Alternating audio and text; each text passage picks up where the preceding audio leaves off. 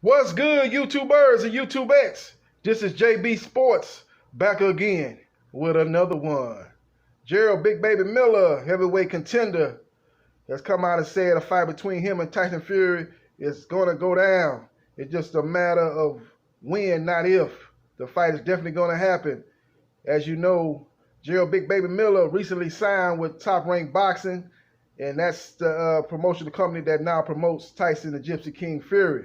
Now, as we know, Fury has to take care of business in a trilogy with Deontay Wilder, and that fight is tentatively scheduled to take place October the 3rd. Now, if he's able to defeat Wilder, and that's a big if he's able to defeat Wilder, he would then have to take care of his WBC mandatory fight against Dillian White, assuming that Dillian White gets by Alexander Povetkin on July the 4th in the UK. Now, what Top Rank Boxing is want to do is they're going to want to put Jarrell Big Baby Miller on the undercard of the Fury Wilder trilogy in October. You know, put him in there with a decent opponent, get a win up on his belt. He hasn't fought since 2018 when he defeated Denhu. Was able to defeat him. I think that fight took place in Kansas, if I'm not mistaken. Of all places, Kansas. That fight took place. But that was his last victory. He was slated to actually fight Anthony Joshua in Madison Square Garden, but he failed the PED test and was pulled from that fight. And that's where Andy Ruiz stepped in and pulled off one of the biggest upsets in heavyweight boxing history when he was able to stop Anthony Joshua in the 7th round. Anthony Joshua beat him in the rematch on a decision win in Saudi Arabia. And now Anthony Joshua is back as one of the top heavyweights in boxing. Wouldn't put him at number one, wouldn't put him at number two. He's sitting pretty at number 3, in my opinion. Number 3 heavyweight in the world, as the top 2 heavyweights still remain the same.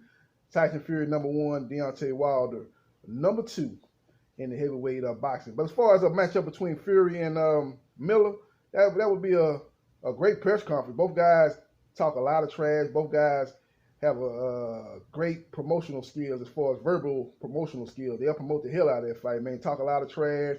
Both guys are great self-promoters. So I believe the press conference will probably be better than the fight, actually. But as far as the fight goes, both guys are highly skilled.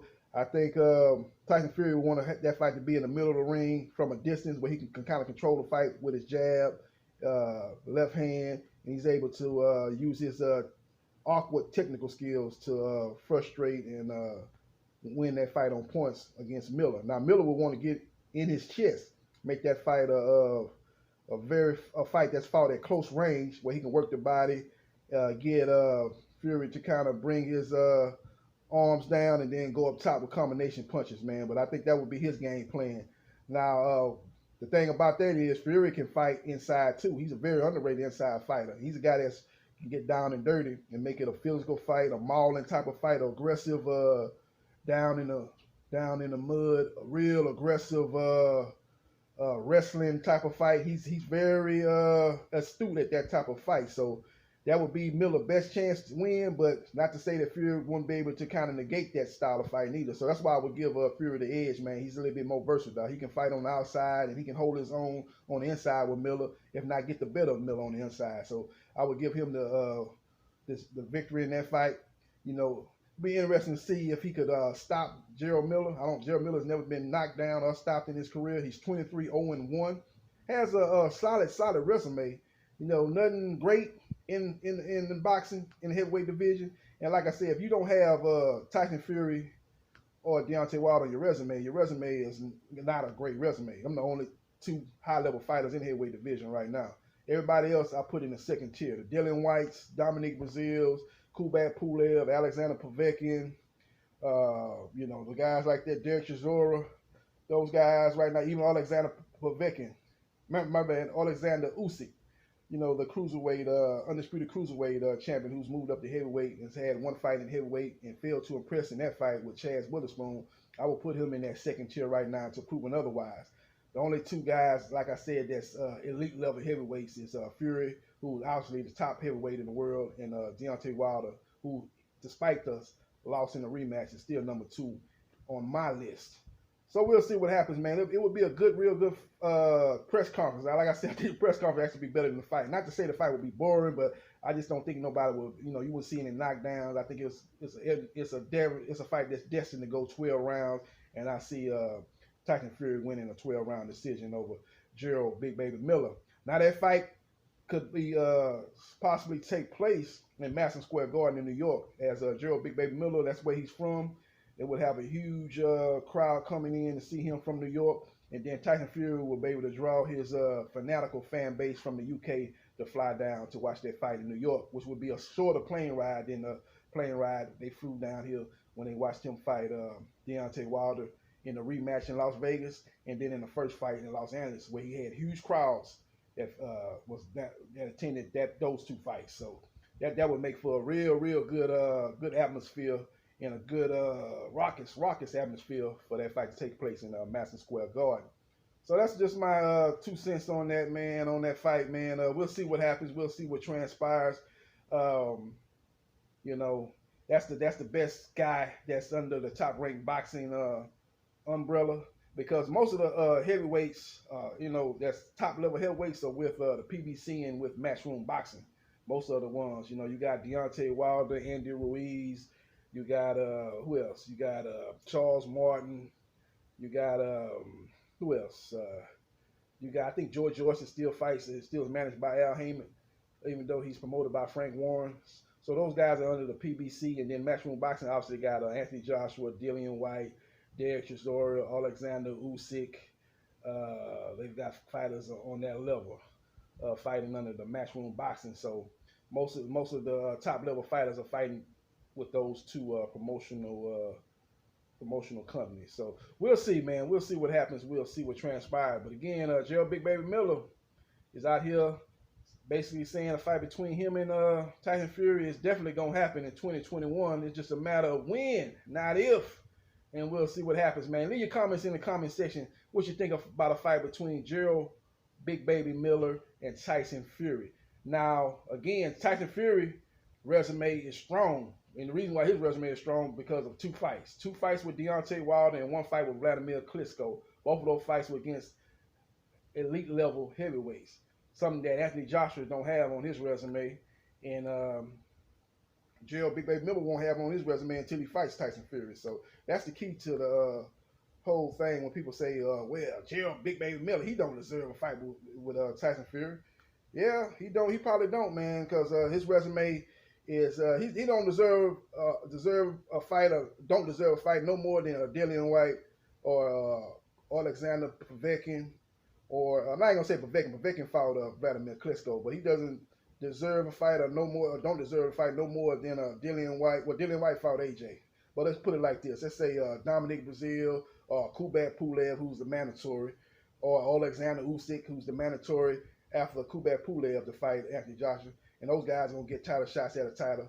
They don't deserve it no more than Jarrell Big Baby Miller. When you look at their resumes at heavyweight, you know, you could put Dillian White resume up against Jarrell Big Baby Miller resume, and then you probably say Dillian White deserves a shot quicker than Jarrell Big Baby Miller. Simple fact that he did fight Anthony Joshua, but he hasn't fought Tyson Fury, and he hasn't fought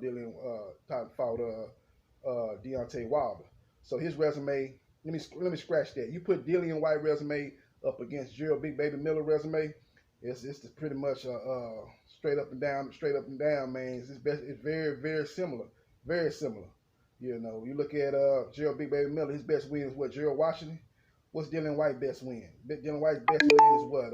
Who? Joseph Parker, former WBO heavyweight champion. You know, he got a vacant belt, and a lot of people thought he lost to Andy Ruiz when he fought him in his home country of New Zealand. That's probably his best win, Joseph Parker, or maybe Derek Chisora. A lot of people thought he lost the first fight with Derek Chisora, and he was losing the second fight. And the referee, the way he refereed that fight was very shady, to say the least. But that's probably his 2 best wins. Jarrell Big Baby Miller beat Watch. You know, Watch just came off one of the biggest wins of his career a couple of months ago when he was able to beat the Polish King up in Barclays Center. So he beat Watch. He's beating Duhaupas. Duhaupas gave Deontay Wilder a tough fight. One of his toughest title defenses in his 10 title defenses was against Johann Duhaupas. He's beat Duhaupas.